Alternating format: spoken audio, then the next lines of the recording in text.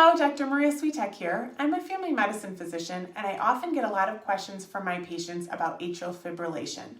So today let's talk about atrial fibrillation, which is also known as AFib.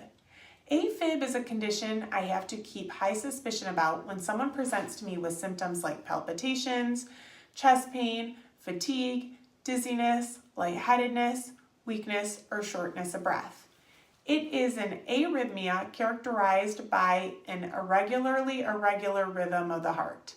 Though it can present with some of the symptoms I just mentioned, it also sometimes does not have symptoms associated with it.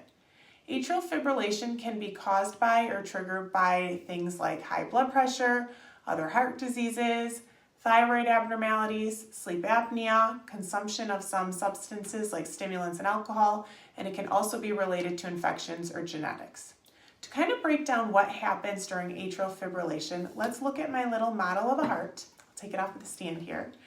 And you'll see if we open it up that the heart has two chambers on the top. Those are known as atria, and it has two chambers on the bottom. Those are known as ventricles. The typical functioning of the heart has atria contracting and ventricles contracting, so top, bottom. But in atrial fibrillation, if the atria quiver or fibrillate, they sometimes can cause the rhythm of the contractions to be out of sync when the ventricles go ahead and contract.